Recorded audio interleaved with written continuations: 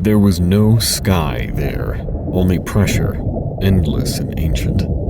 A place where light was never welcome and darkness thrived.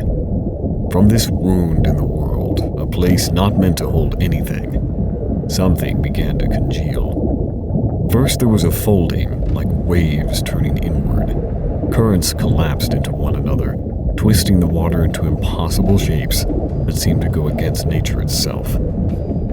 What formed was skeletal, but not bone. The body was etched from the negative space between currents, its surface refracting nothing. Limbs stretched in slow spirals, joints clicking softly like stone thawing after a millennia. A spine grew upward, vertebrae assembling from whirlpools collapsing in reverse.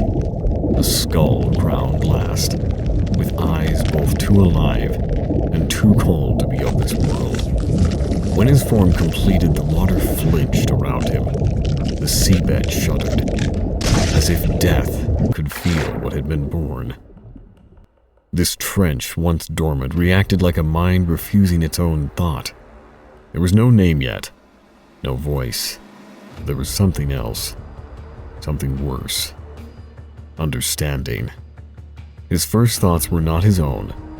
The moment he existed, he saw the war. Flashes crashed into his mind like blades on hullwood. A reef turned prison, marked with sorrow. A god weeping as he strikes down his child. Another laughing as fire devours coral palaces. And something else, lurking beneath them all, watching, calculating, waiting. He was not there, but he remembers, and that is enough to damn everything. From those fractured memories, a thought forms. They had no shape, no truth, only failure dressed in power. This world was forged from confusion and sealed with mercy. Neither belongs here anymore. He stood in the black tide, unmoved, and the sea parted. He stepped once. Pressure rippled and currents scattered. Something in the water recognized him. Not as a god, but as proof that the sea still holds secrets it regrets. And then reality began to yield. Somewhere within the depths he could sense a presence, something long abandoned. By the sheer force of his will, the ocean retreated and he plunged his hand into the darkness. And what he retrieved was half buried in the trench's edge. It did not gleam, almost as if it were the absence of light itself. Ornate and marred, the hilt broken, the edge dull by time and memory, symbols curved and ancient spiraled down its length. It belonged to someone who thought fate could be guided. The blade flickered with his will, glowed dull, then darker, and he broke it fully, and then reforged it. The symbols burnt away with a new inscription bled into the steel. Ruin by silence. Upon grasping the handle, the trench cracked and a vision seared into him. He saw the Tide-Realm Isles, scattered like broken teeth across a mouth open too wide, temples sunken, altars defiled, and he saw fragments of godhood left unclaimed, waiting, whispering. This, he breathes, is what remains of failure.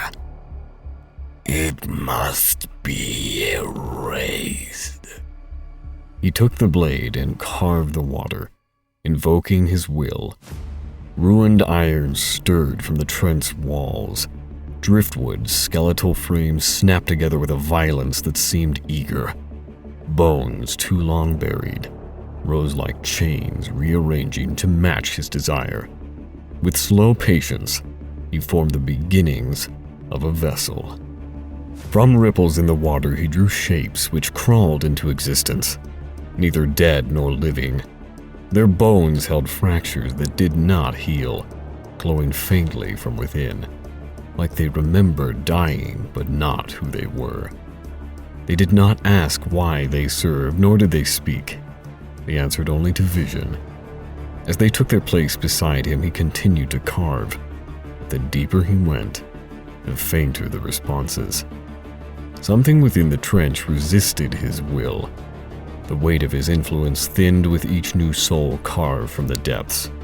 They came slower, fainter, their forms still incomplete, just fractured silhouettes. He observed the failing force, the effort it took to mold will from void. This power wanes. It is not enough. He stood at the prow of his forming vessel, the stillness of the black tide coiled tightly around him, pressing into the gaps of his mind. Then a fracture beneath his own thoughts, pressure shaped like a suggestion. He turned his head as if something had stirred beside him, though there was nothing there. Yet he felt it, a presence unseen, threading through the water like a hook pulled just beneath the skin of the world. He saw it, a place forgotten by design. The grave, he breathed, though no one taught him the word. The forgotten grave. And suddenly he knew its direction. There something waited. He gripped the rail of the ship with fingers born of entropy. I will find it, he decided, not realizing that the thought was not born, but offered.